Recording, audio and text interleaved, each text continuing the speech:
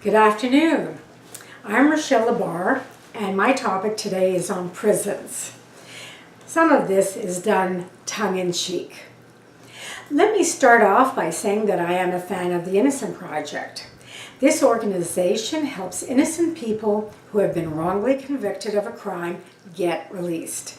They find evidence that was not introduced during the trial or find evidence that was conveniently lost. They have even found that some attorneys were not sufficiently qualified to represent the accused. However, a number of those who are incarcerated continues to grow. But that is another story. My curiosity started with the benefits that some prisoners get.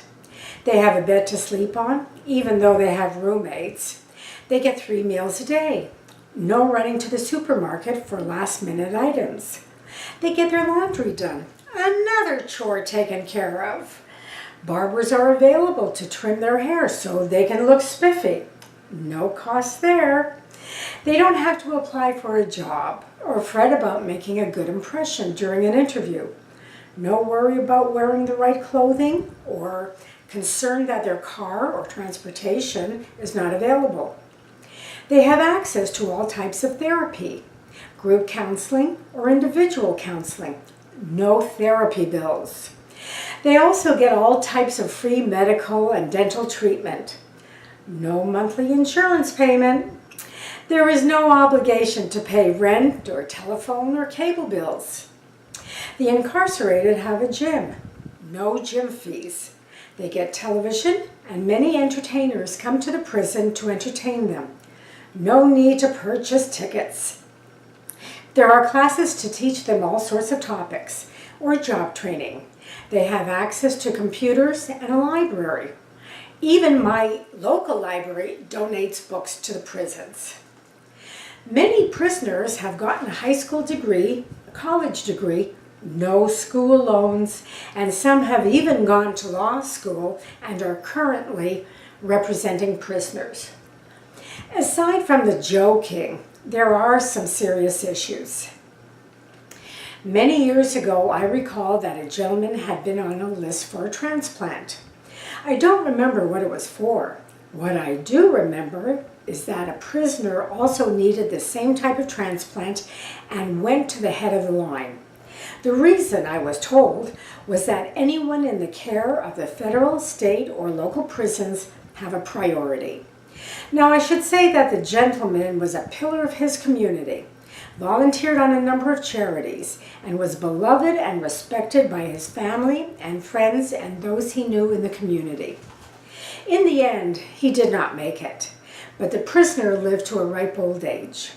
The transplant in those olden days cost well into the hundreds of thousands of dollars. Today, I would guess that the cost is greatly reduced due to all kinds of new surgical and medical innovations. I have seen where costs to house some prisoners run the gamut from $25,000 to about $50,000 a year, depending on whether a private company is used or a government agency is responsible. The treatment, conditions, and services can vary greatly. Prisoners who are held in solitary can run up as much as $100,000 a year due to requiring a lot of monitoring and guard escorts. There was one estimate that the criminals past the age of 50 are less likely to commit a crime, whereas most of the crime is done by younger criminals who tend to be more violent. The cost to house the older criminal is close to $700,000 over his lifetime. When it comes to the most heinous crimes, it is a different story. We have seen, all too often, when innocent people are caught in the crossfire of someone running rampant, trying to destroy everyone and everything in his path. One such incident had a parent enjoying himself at an event and was gunned down for no apparent reason. He was a loving husband and father. He was successful in his work. They lived in a nice neighborhood. He was part of the community, and coached a children's sports team, and his children were good students at the local school. There was everything to admire, and the future was bright. After this happened, his wife had to find work that didn't pay nearly enough to continue their lifestyle. They lost the house, and they had to move to a neighborhood not nearly as pleasant as the first one. The schools were not as good, and the children had to get after-school jobs. The College of Dreams was just that, a dream. Life had changed for them. The assailant is in prison where he will remain for a long time, with all of the benefits that the prison offers. Why is his life more valuable than the lives he took? I know there is a lot of discussion and effort to make our prisons more humane and help those who can be rehabilitated or exonerated. Prosecutors have a heavy load of cases and need another win to keep their jobs. Public defenders are paid too little to do a proper investigation.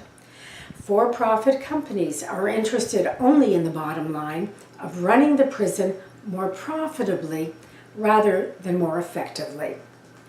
Police detectives may not have the manpower to check out every lead. Unfortunately, the public's attitude is, if you do the crime, you do the time. There is enough blame to go all around. More people in police departments, justice, and all kinds of experts are attending lectures and symposiums, not just around the country, but also around the globe, learning better ways and see what methods work best. Even some states are re-examining their laws on serving time. I hope we find the right balance with the right answers. Perhaps we should get mystery book writers involved. They solve every case within 500 pages. Joke. Thank you.